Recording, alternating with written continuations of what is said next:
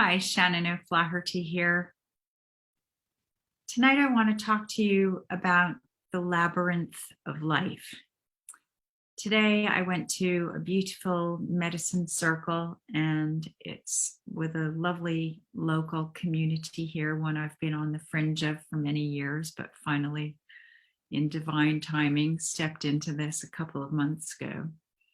And a woman came with an amazing labyrinth painted on a big piece of fabric that covered the entire floor. So it was really wonderful to have the opportunity to walk in a sacred way through this labyrinth.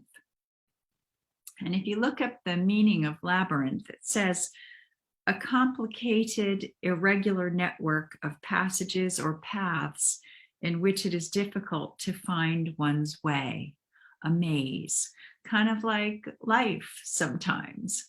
So witnessing people walking this labyrinth was also really quite interesting because it was very emotional for some people, difficult for others. And it is a representation of perhaps our life's path, our soul's journey. And there's very few of us that really have one forward momentum that we stick to one path, that one wave of momentum without taking any side streets along the way. My life, I've had so many amazing tangential side trips, taking me here, taking me there, taking me off my path entirely. And it's about what do we do with those side trips, all of those side streets, the labyrinth of life, right? How are you choosing to walk your labyrinth in life? So this labyrinth, and like most labyrinths that I've walked on the land, or in this case, on this beautiful piece of fabric on the floor, they all bring you to the center. And if you think about that symbolically, about the path that you walk in life, it wants to take us back to our center, to the center of who we are, to the center of our soul's calling, to our truth, to our alignment. And so you can think about your life's path, the direction in which you've traveled, the different side streets, the different avenues, the different entire neighborhoods in some case, entirely different countries in my case, that have taken me so far off the direction that I thought that I was going. And sometimes when that happens, we can feel very lost and very confused, and we can dip into fear and we can dip into worry. And when we're in these places, it does sometimes feel like we're swimming in the deep end, sometimes with sharks, and we wonder, how did we get there? Why did we move off of our forward momentum and take this side street? And I really like to think that nothing is without reason. So if you feel that you're taking a side street, it's like traveling. You know, when you're in a new city and you're traveling and you're walking around, it's exciting to get off the beaten track and take one of those side streets. It's exciting to be a little bit lost and to discover what's going to happen next. What are we going to see around this corner? What are we going to encounter here? So if you can change your mindset to think about these side streets off of your forward momentum, look at it like a child with wonder and curiosity, and find the adventure in it. So today, when I was walking this labyrinth, it really took me back to all of the different labyrinths I've walked in my life. I thought about the first one. Well, probably the first one might have been when I was very young, and it's just a a faded memory because it wasn't something I really thought about consciously, right? It wasn't a sacred thing. It was just something fun you could do on the ground as a kid. But when I started to consciously walk labyrinths on the land and really focus and pay attention about where I was, and thinking about these different labyrinths and the different places that I was in the world, in the States, one was in Montana. And at that time, I was fairly new on this shamanic path.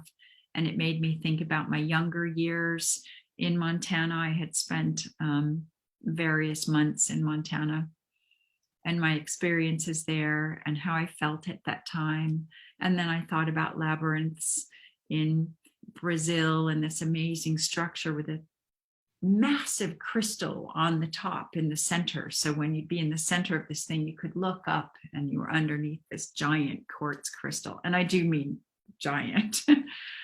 And in Peru by Lake Titicaca, walking a beautiful labyrinth there and having a little ceremony in the center with all of the people who came in my group that I took to Peru that year, and how I've been in different places in my mind and in my emotions and in my life and in my development with each of these labyrinths that I've walked. And today, here I was back home because I feel like I've come home, moving back to Yorkshire, which was just one of those decisions that the universe seemed to make for me, because the universe had better plans for me than me moving to Portugal, which is what I thought was going to happen. And here I am a year after moving here, feeling so content. And I felt like walking this labyrinth today was me weaving all of these different continents of different labyrinths that I've walked in my past all together to bring it to this perfect place, this land, this home where I am now. And the feeling of the group today, the subject was peace, to bring peace to the world. And it felt like the most peaceful labyrinth I'd ever walked in my life, because I am at a place of inner peace. And coming to the center of the labyrinth, it was a sense of appreciation and clarity and inner peace, and also embracing being home in West Yorkshire, in England, with all of my people. And it feels amazing.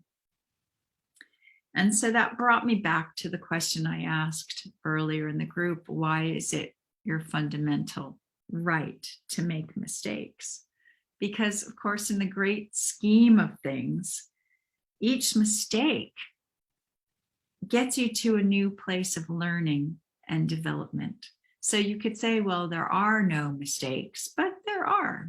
We're human. We make mistakes, but it's what you do with that mistake. Do you torture yourself, go into guilt, blame, shame with that mistake? Or do you own it, apologize to whoever if you need to, and see all of the goodness that has come out of that mistake? What can you do differently next time? How can you develop yourself further so that you don't make the same mistake? Just like the labyrinth, am I going to stick to my forward momentum, or am I going to be distracted by every interesting side street here and there? Just like each relationship gives you more self-awareness, and each job helps us align to our true soul's calling more and more, if we're paying attention. So are you paying attention to what's going on inside you? If you're getting involved with something, does it align with who you are, or are you getting caught up in the energy of something? So this is something that you need to look at carefully. And when you're walking a labyrinth, think about each step that you take. I was walking very consciously, placing each foot, feeling my whole foot go down, kind of walking like a ballerina, toes first, pressing my whole foot down into the ground. and taking each step very consciously and slowly, and really thinking about how I was moving forward now in this time, and how much fun I'm having with all of it. But have I always moved forward with fun? No, not at all, because we're all human. We're all on this learning curve. And so it's like, what kind of intention do you want to put into your forward momentum in life? And what kind of attention are you giving your past labyrinths that you've walked, or one that you might be lost in at the moment? Or if you're searching for that center, how are you going to best get there? So if you'd like some help and guidance in finding the center of your labyrinth, in finding your center to help you move forward in the easiest and most fun and peaceful way, I'd really love to hear from you.